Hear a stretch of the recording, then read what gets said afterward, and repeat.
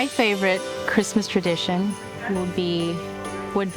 and this is something that I remember fondly growing up in Zimbabwe, but after we opened up our presents, we would have the most amazing meal and desserts, and then we would all sit around the fire with my family, and then we'd sing Christmas carols,